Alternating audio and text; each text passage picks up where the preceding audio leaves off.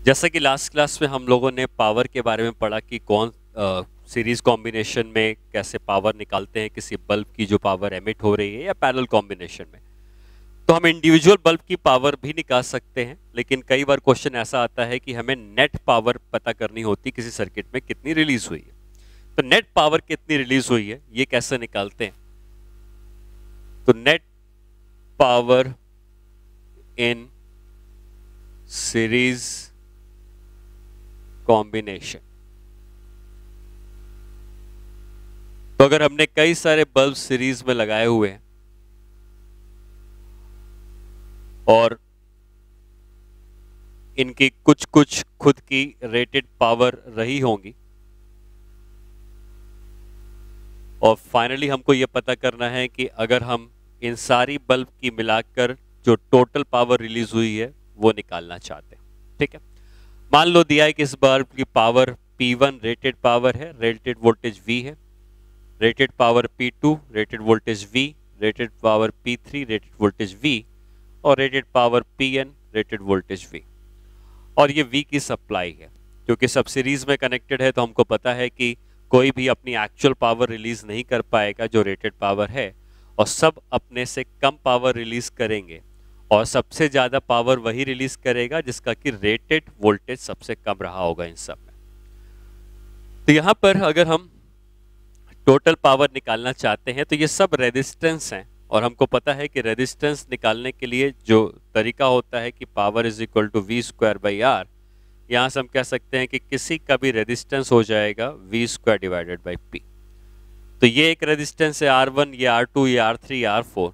अगर मैं आपसे पूछूं कि टोटल रेजिस्टेंस कितना है सर्किट का, तो क्योंकि सब सीरीज में कनेक्टेड हैं तो R1 plus R2 plus Rn कर देंगे तो नेट रेजिस्टेंस आ जाएगा। अब रेजिस्टेंस कैसे निकालते हैं? तो रेजिस्टेंस हो जाएगा पहले वाले का वी स्क्वायर बाई P1, दूसरे वाले का वी स्क्वायर बाई P2, और ऐसा करते करते वी स्क्वायर बाई Pn ये हो जाएगा सर्किट का इक्विवेलेंट रेजिस्टेंस। ठीक है, अब इक्विवेलेंट रेजिस्टेंस निकालने के बाद आप ये समझें कि अगर हम इन सारे रेजिस्टेंस के बदले एक सिंगल रेजिस्टेंस लगाते तो वो सिंगल रेजिस्टेंस इसके बराबर होता, और एक सिंगल रेजिस्टेंस का भी वही रेजिस्टेंस इतना होता, और अब उसको अगर हम सेम सप्लाई से कनेक्ट करते तो कितनी पावर रिलीज हो रही है हमें ये निकालना है। तो आप ये कह सकते हो कि इन सब के बदले अगर हम यही रिलेशन यूज करें कि जो नेट पावर रिलीज होगी वो हो जाएगी V square by R equivalent के बराबर, क्योंकि अगर हम एक सिंगल रेजिस्टेंस लगाते आर इक्विवेलेंट का तो नेट पावर इतनी रिलीज हो रही होती। ठीक है, नाउ आर इक्विवेलेंट यहां पर है, वी स्क्वायर यहां पर है, तो अगर आप चाहो तो वी स्क्वायर को यहां से कॉमन ले लो और आप लिख सकते हो कि R equivalent divided by V square is equal to 1 by P1 plus 1 by P2, इस तरीके से करते करते 1 बाई Pn ऐसा लिख सकते हैं। और अगर मैं इसको उल्टा कर दूं तो 1 by net power is equal to R equivalent by V square. तो आप देखें यहां भी R equivalent by V square है, यहां भी R equivalent by V square है। तो अगर ये दोनों को हम इक्वेट कर दें इस वाले टर्म को इस वाले टर्म से, तो हमें एक फाइनल फॉर्मूला मिल जाता है इस सीरीज कॉम्बिनेशन में जो बल्ब्स मिलके नेट पावर रिलीज करेंगे ये इन सब के रेसिप्रोकल का सम हो जाएगा, और इस तरीके से आप नेट पावर सीरीज कॉम्बिनेशन की निकाल सकते हो। यहाँ पे हम इंडिविजुअल कौन कितनी पावर रिलीज कर रहा है ये नहीं बता पाएंगे, बट ये जरूर बता पाएंगे कि ये सारे बल्ब मिलकर जो पावर रिलीज करेंगे वो नेट पावर होगी वो इसके बराबर होगी। ठीक है, तो ये हो गया सीरीज कॉम्बिनेशन। उसी तरीके से अगर हम पैरेलल कॉम्बिनेशन में आते हैं, net power in parallel combination. तो पैरेलल कॉम्बिनेशन में क्या होगा कि बल्ब्स जो हैं ये पैरेलली कनेक्टेड होंगे। यहाँ पे एक बल्ब हो गया, फिर ये दूसरा बल्ब यहाँ पे हो गया, तीसरा बल्ब यहाँ पे हो गया, चौथा बल्ब यहाँ पे हो गया। इस तरीके से कई सारे बल्ब्स होंगे और यहाँ पे nth बल्ब हो गया, और इसको हमने V के सोर्स से कनेक्ट कर दिया। इसके बारे में दिया है P1 कॉमन V, मतलब रेटेड पावर P1 है, वोल्टेज V पे, रेटेड पावर P3 है, रेटेड पावर P2 है, रेटेड पावर P4 है, उसी तरीके से रेटेड पावर Pn है, वोल्टेज V है। तो अब यहाँ पे आप, क्योंकि ये सब पैरेलल में कनेक्टेड हैं, तो आपको पता है कि पैरेलल कनेक्शन में अगर इसकी रेटेड पावर Pn है और पैरेलल में उसको वोल्टेज भी उतना ही मिल रहा होगा, तो आप ये कह सकते हैं कि जो नेट पावर यहाँ रिलीज होगी ये सीधे सीधे इन सारी पावर का सम हो जाएगा। तो पैरेलल कॉम्बिनेशन में आपको नेट पावर निकालनी है तो इन सब को जोड़ देना है तो नेट पावर आ जाएगी।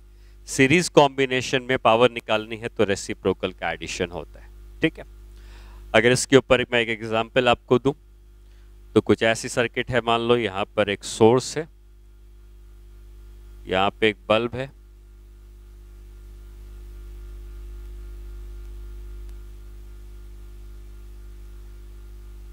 यहाँ पे दूसरा, तीसरा बल्ब, चौथा bulb.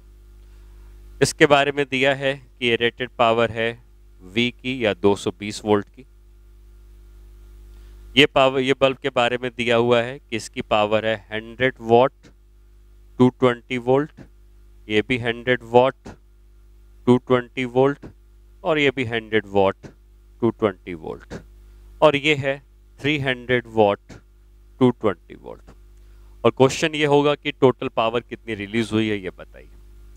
Find the net power released.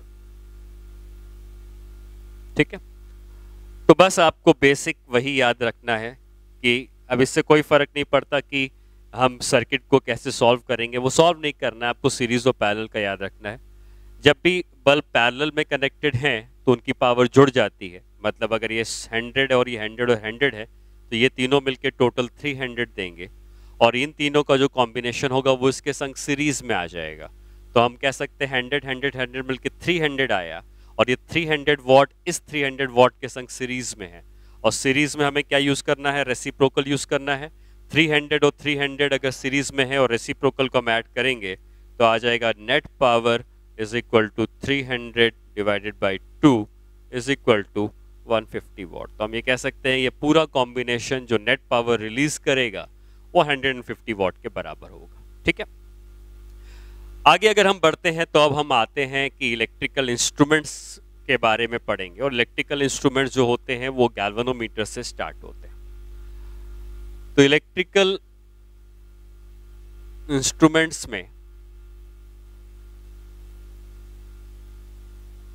हमारे सिलेबस में जो है वो है मूविंग कॉइल गैल्वेनोमीटर।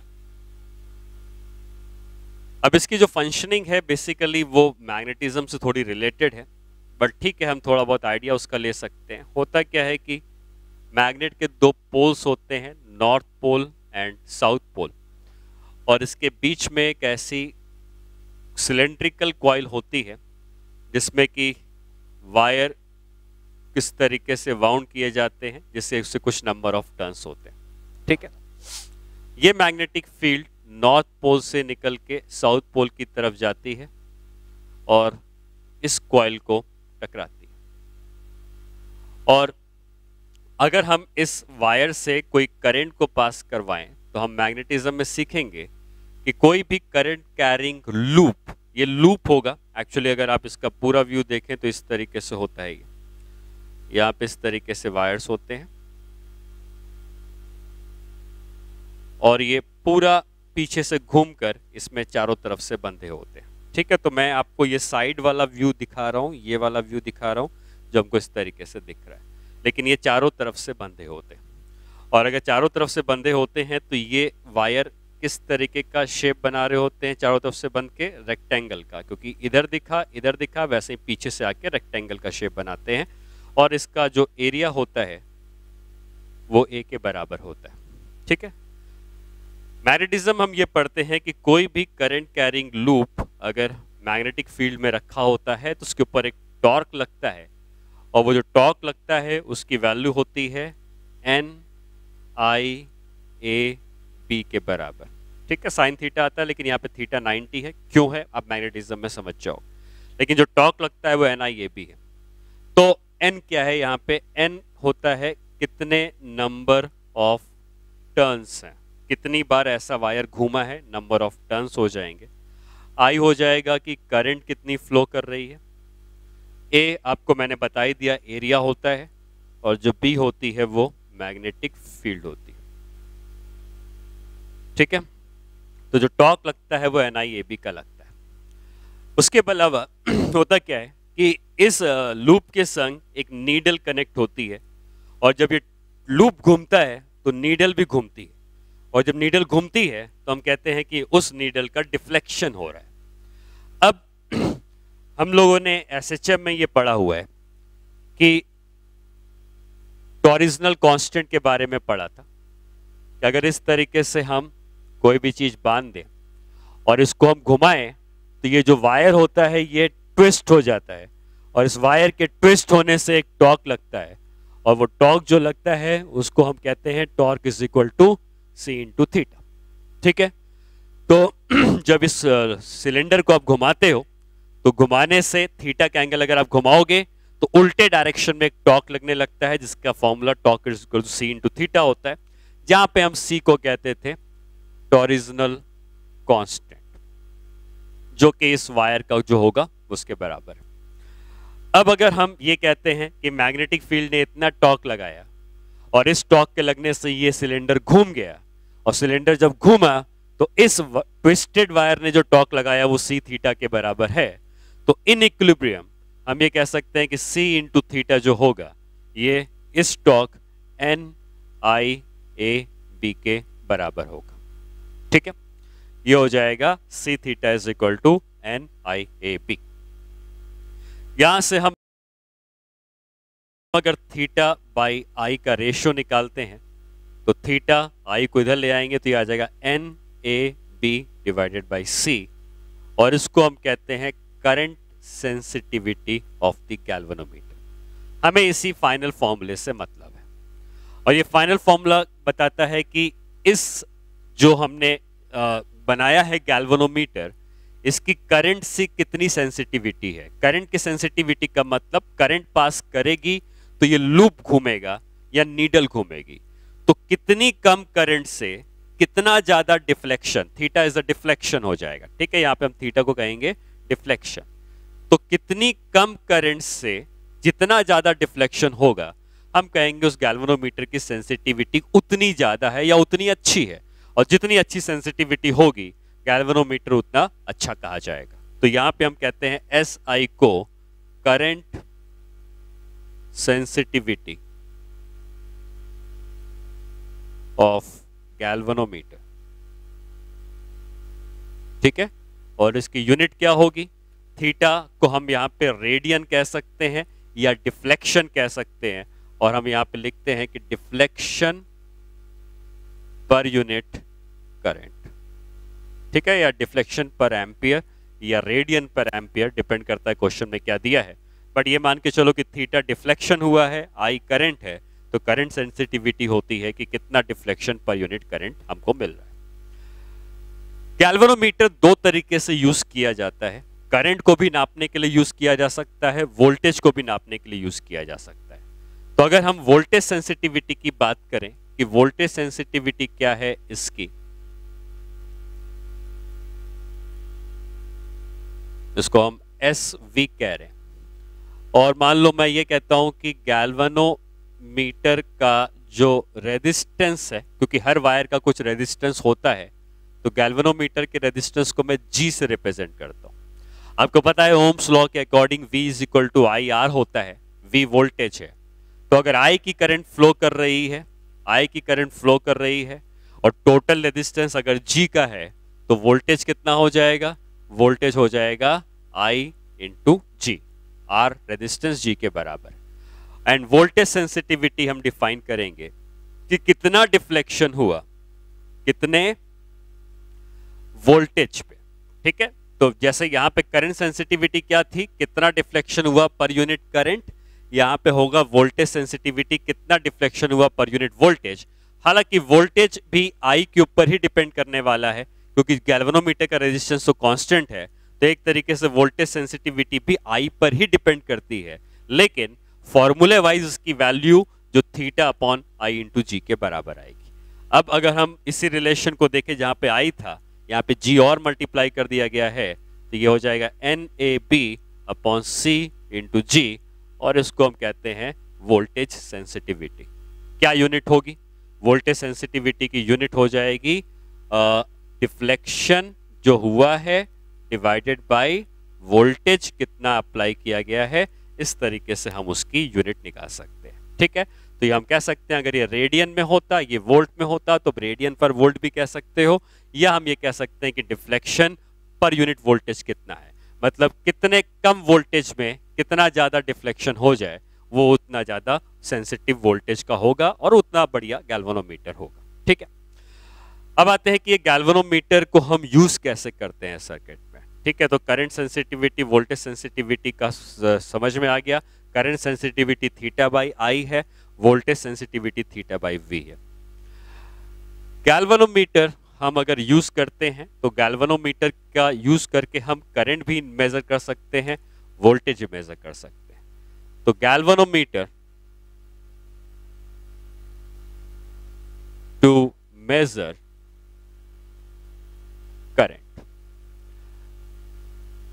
तो गैल्वेनोमीटर के अंदर मैग्नेटिक फील्ड वगैरह जो भी है, हमें इससे अब आगे के डिस्कशन में कोई लेना देना नहीं है। हम ये मान के चलेंगे गैल्वेनोमीटर एक ऐसा इंस्ट्रूमेंट है जिसमें करंट अगर हम पास करते हैं तो उसके अंदर की कॉइल डिफ्लेक्ट होती है, तो नीडल भी डिफ्लेक्ट होती है। तो करंट अगर बढ़ा देंगे तो डिफ्लेक्शन बढ़ जाएगा, कम करंट होगी तो कम डिफ्लेक्शन होगा। तो गैल्वेनोमीटर को मैं रिप्रेजेंट करता हूं इस तरीके से। ये हमारा गैल्वेनोमीटर है, यहां पर कैलिब्रेशन या रीडिंग लिखी होंगी, और इसको अगर हम सर्किट में कनेक्ट करते हैं तो कितनी करंट जाएगी उसके हिसाब से इसका डिफ्लेक्शन होगा। ये नीडल है जो डिफ्लेक्ट कर रही है, ज्यादा हो सकती है, कम हो सकती है। तो हम ये कह सकते हैं कि ये जो नीडल का डिफ्लेक्शन हुआ है, अगर ये थीटा का एंगल मैं कह रहा हूं, यहां से अगर हम स्टार्ट करते हैं तो थीटा का डिफ्लेक्शन होगा, ये करंट के ऊपर डिपेंड करेगा, और जितनी ज्यादा आप करंट को भेजते जाओगे डिफ्लेक्शन भी उतना ज्यादा होता जाएगा। लेकिन अगर ये गैल्वेनोमीटर करंट नापने के लिए यूज हो रहा है, तो अगर इस नीडल का डिफ्लेक्शन फुल हो गया, मान लो ये फुल डिफ्लेक्शन वाला पॉइंट हो गया, तो अगर गैल्वेनोमीटर का डिफ्लेक्शन फुल हो गया, इसका मतलब जो करंट हमने भेजी जिसमें कि गैल्वेनोमीटर पूरा डिफ्लेक्ट हो गया, उससे ज्यादा डिफ्लेक्शन तो हो नहीं सकता। इसका मतलब यह रहा कि गैल्वेनोमीटर उस करंट से ज्यादा अब और नहीं नाप सकता है, क्योंकि अगर और ज्यादा करंट भेजोगे तो डिफ्लेक्शन और ज्यादा होना पॉसिबल नहीं है। तो वो करंट जिसको मैं लिखता हूं IG, ये करंट कही जाएगी कि current for which galvanometer shows full deflection. ठीक है, ये वो करंट है जिसके लिए गैल्वेनोमीटर पूरा डिफ्लेक्ट हो चुका है, इससे ज्यादा डिफ्लेक्ट होना पॉसिबल नहीं है। The current for which galvanometer shows full deflection. ठीक है, अब इस IG को हमेशा याद रखना, और अगर इस करंट में गैल्वेनोमीटर पूरा डिफ्लेक्ट हो चुका है, इसका मतलब गैल्वेनोमीटर इससे ज्यादा करंट नहीं नाप सकता। तो हम ये भी कह सकते हैं कि maximum current measured by galvanometer, और ये जो मैक्सिमम करंट गैल्वेनोमीटर नापता है ये बहुत ही कम होती है, मिली एम्पियर्स में होती है। तो इसका मतलब हम गैल्वेनोमीटर को जब करंट नापने के लिए यूज कर रहे हैं तो कर तो सकते हैं, लेकिन तब तक कर सकते हैं जब तक करंट बहुत छोटी होती है। तो बड़ी करंट को कैसे नापेंगे, तो उसके लिए एमीटर आता है, वो कैसे आता है मैं आपको बताऊंगा। अभी हम ये समझ गए galvanometer to measure current. Galvanometer को हमने करंट वाली सर्किट से जोड़ दिया, करंट आई, डिफ्लेक्शन हुआ, जितनी ज्यादा करंट होगी उतना ज्यादा डिफ्लेक्शन होगा, और IG वो करंट है जिसके लिए पूरा डिफ्लेक्शन हो गया है, उससे ज्यादा करंट नहीं नाप सकते। इसी गैल्वेनोमीटर को अब हम वोल्टेज नापने के लिए यूज करते हैं, तो कैसे हम सर्किट में कनेक्ट करेंगे। Galvanometer to measure voltage. ठीक है, या potential difference between any two points. मान लो हमें ये एक सर्किट है जिसमें हमें इन दो पॉइंट्स के बीच में पोटेंशियल डिफरेंस नापना है। बीच में कुछ और भी हो सकता है, यहाँ पे कोई रेजिस्टेंस, कैपेसिटर, इंडक्टर, कुछ भी हो सकता है। और हमने यहाँ पे गैल्वेनोमीटर कनेक्ट कर दिया। अब ये गैल्वेनोमीटर क्या करेगा कि अकॉर्डिंगली जब यहाँ पे करंट जाएगी तो ये डिफ्लेक्शन देगा, और जब डिफ्लेक्शन देगा तो जो पूरा डिफ्लेक्शन किसी ना किसी करंट के लिए देगा, और मान लो ये करंट जो है जिसके लिए पूरा डिफ्लेक्शन देता है ये IG है। कम करंट होगी कम डिफ्लेक्शन देगा, मैक्सिमम डिफ्लेक्शन जो दे सकता है वो IG के बराबर। तो यहां पे क्या करंट फ्लो कर रही है इससे मुझे कोई फर्क नहीं पड़ता, मैं इन दोनों पॉइंट को कंसीडर कर रहा हूं। ये गैल्वेनोमीटर एक रेजिस्टेंस होता है, उसके अंदर खुद का रेजिस्टेंस होता है, और अगर मैं किरचॉफ्स का वोल्टेज लॉ लगाऊं between point A and B तो हम क्या कह सकते हैं, VA minus VB is equal to VA minus VB is equal to, अगर यहाँ पे करंट मान लो मैं लिखता I की तो हम लिख सकते थे I into G। VA minus VB is equal to I into R, R यहाँ पे G के बराबर है तो VA minus VB is equal to I into G। और अगर हम ये पता करना चाहते हैं कि मैक्सिमम ये वोल्टेज गैल्वेनोमीटर ने नापा है, जिसको मैं मान लो सिर्फ V लिखता हूं, तो V का वोल्टेज है जो गैल्वेनोमीटर ने नापा है। करंट गई, गैल्वेनोमीटर का डिफ्लेक्शन हुआ, यहाँ पे वोल्टेज लिखे हुए हैं, और I की करंट जब गई तो इतना वोल्टेज गैल्वेनोमीटर ने नाप लिया। लेकिन ये गैल्वेनोमीटर मैक्सिमम कितना वोल्टेज नाप सकता है? मैक्सिमम वोल्टेज वो तब नापेगा जब करंट मैक्सिमम होगी IG की, क्योंकि IG की करंट में अगर ये पूरा डिफ्लेक्ट हो चुका है तो उससे ज्यादा वोल्टेज को वो नहीं नाप सकता है। तो अगर मैं लिखता हूं V is equal to IG into G, तो ये V कौन सा वोल्टेज होगा? V हो जाएगा maximum voltage measured by galvanometer. ठीक है, वो मैक्सिमम वोल्टेज है जो गैल्वेनोमीटर मेजर कर सकता है। अब आते हैं कि गैल्वेनोमीटर ने, चलो ठीक है वोल्टेज भी मेजर कर लिया, करंट भी मेजर कर ली, बट गैल्वेनोमीटर की लिमिटेशन क्या बताई मैंने आपको कि ये बहुत ही छोटी करंट में पूरा डिफ्लेक्शन अगर दे देता है तो ये छोटी करंट या छोटा वोल्टेज नाप सकता है। लेकिन अगर हमें बड़ी करंट या बड़ा वोल्टेज नापना है तो हमको इसको कन्वर्ट करना पड़ता है, और कन्वर्ट करके हम इसको कन्वर्ट करके बना सकते हैं एमीटर, और ये एमीटर का काम क्या होता है? टू मेजर करंट, और ये ज्यादा करंट तक नाप सकता है। तो गैल्वेनोमीटर को ही हम एमीटर में कन्वर्ट करते हैं जिससे कि हम ज्यादा करंट को नाप पाए। अब देखिए करते क्या है, ये गैल्वेनोमीटर है जो कि बहुत ही कम करंट में डिफ्लेक्शन दे देता है, बहुत ही कम करंट में पूरा डिफ्लेक्शन दे देता है। तो हम क्या करते हैं कि हम इसके संग एक पैरेलल में एक बहुत ही छोटा रेजिस्टेंस कनेक्ट करते हैं। ठीक है, और ये जो बना कॉम्बिनेशन इसको हम एमीटर कहते हैं। मतलब गैल्वेनोमीटर के संग जब हम पैरेलल में S का रेजिस्टेंस कनेक्ट करते हैं तो इस कॉम्बिनेशन को हम एमीटर कहते हैं। S का नाम होता है शंट रेजिस्टेंस, और ये शंट रेजिस्टेंस बहुत ही छोटा होता है, वेरी स्मॉल। और अब अगर कोई भी सर्किट आई, इसमें से I की करंट सर्किट में एंटर करी तो I की करंट में से कुछ करंट इधर चली जाएगी, कुछ करंट इधर चली जाएगी। तो गैल्वेनोमीटर से पूरी करंट नहीं गई, करंट दो हिस्सों में बट गई। अब गैल्वेनोमीटर में कितनी करंट गई है, ये कितनी करंट गई है उसके हिसाब से यहां डिफ्लेक्शन होगा। ठीक है, तो हो सकता है कि मैंने 100 एम्पियर भेजा बट यहां पे 1 ही एम्पियर गया तो कम डिफ्लेक्शन हुआ। फिर मैंने 200 एम्पियर भेजा तो डिफ्लेक्शन बढ़ गया, 300 एम्पियर भेजा तो और डिफ्लेक्शन बढ़ गया, मैंने जब 500 एम्पियर भेजा तो पूरा डिफ्लेक्शन हो गया। और जब गैल्वेनोमीटर में पूरा डिफ्लेक्शन हो गया तो गैल्वेनोमीटर से उस समय IG की करंट जा रही होगी, क्योंकि गैल्वेनोमीटर IG की करंट में पूरा डिफ्लेक्शन देता है, और रिमेनिंग करंट जो बचेगी Y माइनस IG की यहां पे चलेगी। मतलब क्या हुआ कि अगर मैं गैल्वेनोमीटर को इस करंट को नहीं बांटता तो IG की ही करंट, अगर मैं I की करंट इसमें भेज ही नहीं पाता। क्यों नहीं भेज पाता? क्योंकि अगर मैं इस सर्किट को हटा दूं तो IG की ही करंट में वो पूरा डिफ्लेक्शन दे चुका था, उससे ज्यादा करंट भेजता तो और डिफ्लेक्शन की कोई और पॉसिबिलिटी होती ही नहीं, तो वो नहीं मेजर कर पाता। लेकिन यहां पे करंट को डिस्ट्रीब्यूट करने से क्या होगा कि मैं अब ज्यादा करंट इसके अंदर भेज सकता हूं, क्योंकि इस ज्यादा करंट में से कुछ करंट गैल्वेनोमीटर में जाएगी, बाकी करंट नीचे चली जाएगी। और गैल्वेनोमीटर पूरा डिफ्लेक्शन IG में देता है, तो फुल डिफ्लेक्शन आया, लेकिन इसने किसको नापा है? ये जो नापेगा ये मेन करंट I को नापेगा, IG को नहीं नापेगा। वहां पे कैलिब्रेशन इस तरीके से लिखे जाएंगे कि ये I की करंट को नाप रहा है, और अब हम उस सर्किट में ज्यादा करंट को भेज सकते हैं। कम करंट में तब भेजते थे जब सिर्फ गैल्वेनोमीटर था, लेकिन अगर करंट को बांटा जा सकता है तो ज्यादा करंट सर्किट में भेजी जा सकती है।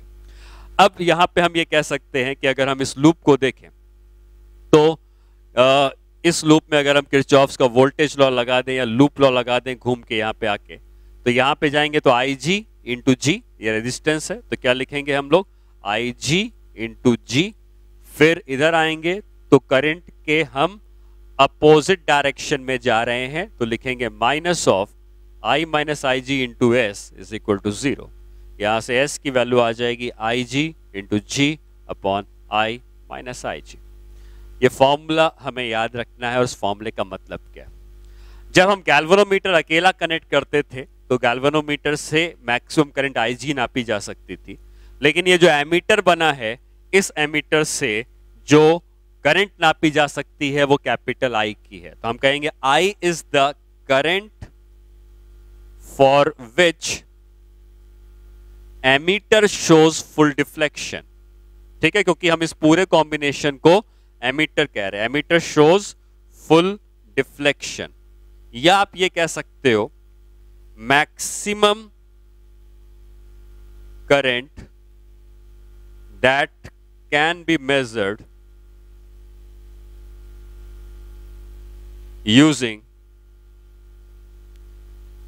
क्या, एमीटर। एमीटर की मदद से जो मैक्सिमम करंट हम नाप सकते हैं वो I की। ठीक है, तो क्या क्या समझ में आता है। S वो रेजिस्टेंस है, शंट रेजिस्टेंस जो पैरेलल में कनेक्ट किया गया है।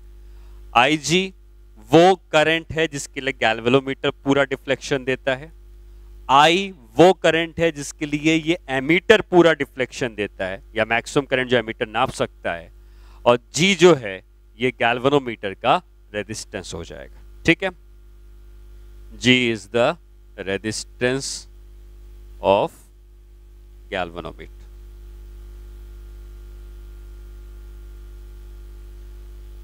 अब अगर इसमें जैसे मैंने बताया कि S बहुत ही स्मॉल रेजिस्टेंस होता है, तो S is very very smaller than G।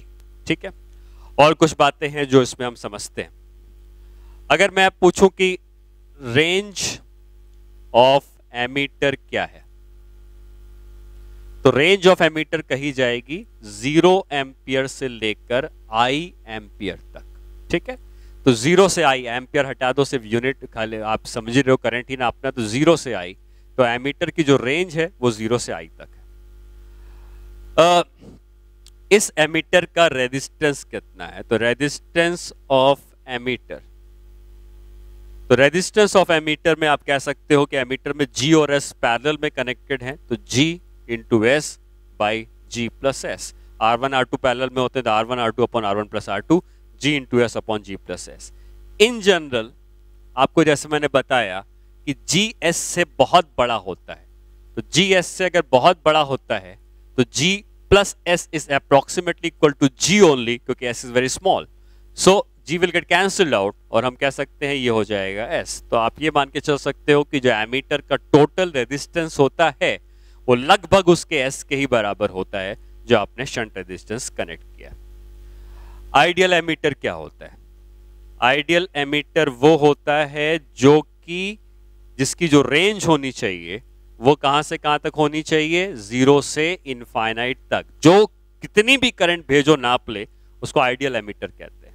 लेकिन अगर कितनी भी करंट नापना होगा तो उसके लिए हम ये कहेंगे कि यही जो फॉर्मूला हमने यहाँ पे लिखा हुआ है, इस फॉर्मूले में अगर हम ये कहते हैं कि ये इनफाइनाइट करंट तक को नाप सकता है, तो अगर ये इन्फिनिटी हो जाएगा तो S कितना होना चाहिए, 0।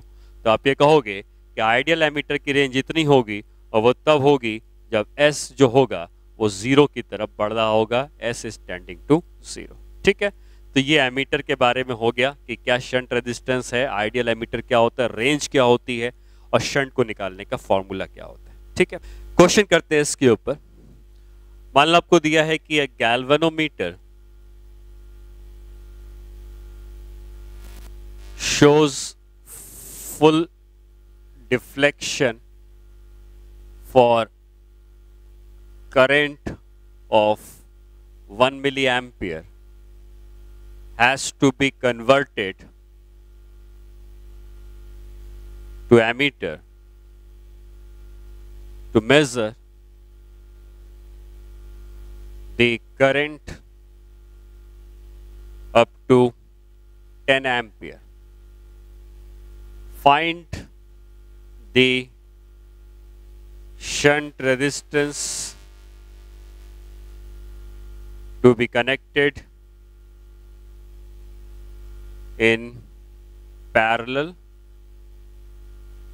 if G is equal to 1 ohm. ठीक है, तो आपसे बेसिकली यही पूछा गया है कि हम वो S कितना कनेक्ट करेंगे जिससे कि अब वो 10 एम्पियर तक की करंट को नाप पाए। तो जितनी करंट को अब वो एमीटर नापता है उसको कैपिटल आई कहते हैं, जितनी करंट में गैल्वेनोमीटर पूरा डिफ्लेक्शन देता है उसको IG कहते हैं। तो IG की वैल्यू है 1 मिली एम्पियर मतलब 10⁻3, G की वैल्यू 1 दी है, I की वैल्यू 10 है क्योंकि 10 तक की करंट को नापना है। अब IG की वैल्यू 10⁻3 है 1 मिली एम्पियर। तो 10 के कंपैरिजन में 10⁻3 इतना छोटा है कि आप कैलकुलेशन में निगलेक्ट कर सकते हो। तो 10⁻3/10 इज इक्वल टू 10⁻4 ओम। तो हम ये कह सकते हैं कि जो शंट रेजिस्टेंस लगाया गया होगा वो 10⁻4 ओम का लगाया गया होगा। ठीक है, नेक्स्ट क्वेश्चन में आते हैं। नेक्स्ट क्वेश्चन ये है कि a galvanometer has 30 divisions and current sensitivity of 20 microampere per division। ठीक है, मतलब आपको ये दिया है कि जो करंट सेंसिटिविटी है ये 20 डिवीजन पर माइक्रो एम्पियर होगी। ठीक है, उल्टा लिख दिया 20 डिवीजन्स पर माइक्रो एम्पियर, ये उसकी सेंसिटिविटी है। करंट सेंसिटिविटी का फॉर्मूला क्या था? थीटा मतलब कितने थीटा घुमा या कितने डिवीजन्स घुमा। डिवीजन आप समझते हो कि जो भी स्केल थी उसको 30 पार्ट में डिवाइड कर दिया गया और 20 माइक्रो एम्पियर 20 डिवीजन घूमता है पर माइक्रो एम्पियर की करंट में। ठीक है, if resistance of galvanometer is 25 ohm and it has to be converted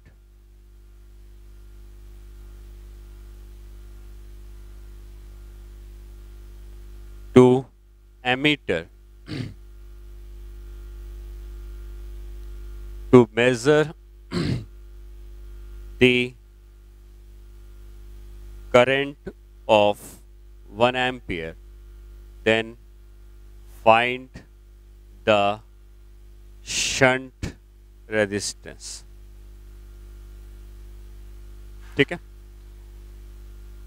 तो यहाँ पर भी बेसिकली हमें शंट रेजिस्टेंस कितना कनेक्ट करना है ये पूछा गया है।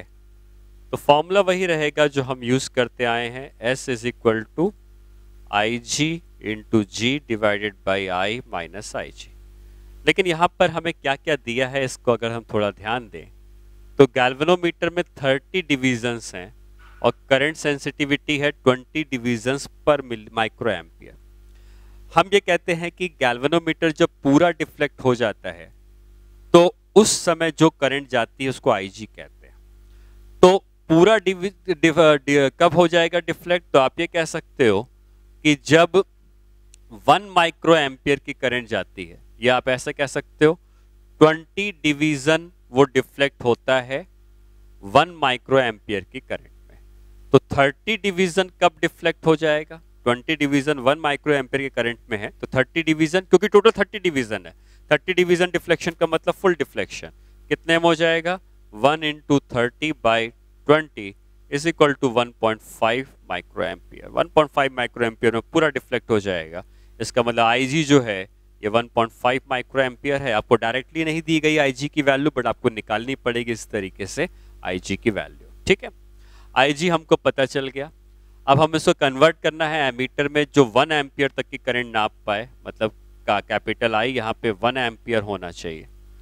और हमको क्या पता है, एस निकालना है, आई जी पता हो गया, आई पता हो गया, जी चाहिए। जी हमको दिया है 25 ओम, तो जी अगर 25 ओम दिया है तो ये भी अगर हम रख देते हैं तो एस की वैल्यू हो जाएगी I G into G upon I minus I G. तो एस हो जाएगा आई जी कितना हो गया 1.5 इंटू 10⁻⁶ क्योंकि माइक्रो है। जी की वैल्यू कितनी थी 25 divided by I minus I G. आई की वैल्यू कितनी है 1 माइनस आई जी की वैल्यू यही है 1.5 इंटू 10⁻⁶। ये नंबर इतना छोटा है कि 1 से आप उसको नेग्लेक्ट कर सकते हो, और 25 को 1.5 से अगर हम मल्टीप्लाई कर दें तो ये हो जाएगा 25 और 12 37.5, तो ये हो जाएगा 3.75 इंटू 10⁻⁻7 डिवाइडेड बाई 1। तो हम कह सकते हैं कि जो s की वैल्यू यहाँ पर हमको मिली है ये 3.75 इंटू 10⁻⁷ ओम। इतने रेजिस्टेंस हमको कनेक्ट करना पड़ेगा उसके पैरेलल में, जिससे कि हम उसको एमीटर में कन्वर्ट कर लेंगे जो 1 एम्पियर तक की करंट को नाप पाएगा। ठीक है, नेक्स्ट क्वेश्चन आते हैं। नेक्स्ट क्वेश्चन में ये लिखा है कि what should be the shunt required to send 10% of the main current to galvanometer of resistance 99 ओम। ठीक है, मतलब ये कहा गया है कि गैल्वेनोमीटर के पैरेलल में हमने ऑब्वियसली एक शंट कनेक्ट किया है, और शंट में से मतलब गैल्वेनोमीटर में से 10% ऑफ द मेन करंट जाए। तो अगर हम आई को कहते हैं मेन करंट जो सर्किट में आ रही है मेन करंट है आई, तो गैल्वेनोमीटर से इसकी 10% जाए तो गैल्वेनोमीटर से 0.1 आई जाना चाहिए। 10% ऑफ आई 0.1 आई, तो S कितना है ये पूछा गया है। तो S निकालने का क्या formula, I G into G by I minus I G. I G की वैल्यू है 0.1 आई, जी की वैल्यू है 99 ओम आपको दिया हुआ है, divided by I minus I G. I minus I G है 0.1 आई, तो ये हो जाएगा 9.9 आई, और आई में से 0.1 आई घटा देंगे तो बचेगा 0.9 आई। आई और आई कैंसिल हो जाएगा, पॉइंट कैंसिल हो जाएगा, ये आ जाएगा 11 ओम। मतलब शंट जो चाहिए हमें यहाँ पे 11 ओम का चाहिए होगा। ठीक है, नेक्स्ट क्वेश्चन में आते हैं। अब इस क्वेश्चन में थोड़ा सा आपको डिफरेंट तरीके से पुट किया हुआ है। An ammeter can measure the current up to I and has resistance of capital R. What additional resistance, shunt resistance, what additional shunt resistance to be connected in parallel to this ammeter to measure the current up to NI। देखो अभी तक हम लोग क्या करते थे कि galvanometer के पैरेलल में शंट कनेक्ट करते थे तो एक एमीटर बनता था जो कि ज्यादा करंट नाप सकता था। अब जो एमीटर बना है हम इसकी भी रेंज को बढ़ा सकते हैं और उसके पैरेलल में हमें एक और शंट रेजिस्टेंस कनेक्ट करना पड़ेगा। तो ऐसा नहीं कि फॉर्मूला बदल गया है, फॉर्मूला वही है, S is equal to I G into G upon I minus I G. बस ये समझना है कि अब जो एमीटर है, जो नया एमीटर हम बनाएंगे, पुराने एमीटर से नया एमीटर बनाएंगे। हम पहले पुराने गैल्वेनोमीटर से नया एमीटर बनाते थे।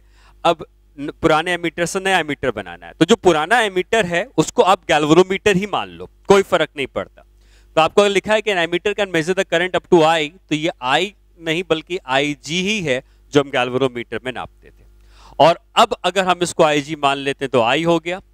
अब आपको ये दिखा has a resistance of R, जो हम गैल्वेनोमीटर का रेजिस्टेंस जी मानते थे उसकी जगह आर आ गया है, मतलब जो गैल्वेनोमीटर का काम करता था वो यही काम इसने करना शुरू कर दिया है। तो ये हो गया आर डिवाइडेड बाई आई। कौन सी करंट होती थी वहां पर, जो करंट हम नापना चाहते थे। यहां पे कितनी करंट नापना चाहते हैं, एन आई, तो ये एन आई हो जाएगा। और आई जी की वैल्यू कितनी है, आई जी की वैल्यू आई के ही बराबर है, तो यहां से आई आई कैंसिल हो जाएगा, ये आ जाएगा R divided by N minus one. ठीक है। अच्छा, आज हम लोगों ने गैल्वेनोमीटर से एमीटर को कन्वर्ट किया और उसके ऊपर क्वेश्चंस किए। उसके पहले पावर के बारे में हमने सीखा। तो इसके बाद हम लोग जो सीखेंगे वो वोल्ट मीटर होगा, कि गैल्वेनोमीटर से वोल्ट मीटर में कैसे कन्वर्ट किया जाता है, कैसे वोल्टेज वगैरह नापते हैं। फिर गैल्वेनोमीटर और वोल्ट मीटर के सॉरी एमीटर वोल्ट मीटर के क्वेश्चन एक साथ भी एक बार आया है, वो भी मैं आपको कराऊंगा। और इसके बाद हम लोग आएंगे पोटेंशियोमीटर में, जो अगेन एक बहुत ही इंपॉर्टेंट इलेक्ट्रिकल इंस्ट्रूमेंट है, जो काफ़ी बार उसके ऊपर क्वेश्चंस आते हैं। और मीटर ब्रिज है जो बहुत कम इंपॉर्टेंट है, बहुत सिंपल है। लेकिन हाँ, पोटेंशियोमीटर इसके बाद बचेगा जो काफ़ी इंपॉर्टेंट रहेगा। तो हम लोग नेक्स्ट क्लास में वोल्ट मीटर और फिर पोटेंशियोमीटर के बारे में सीखेंगे। ठीक है।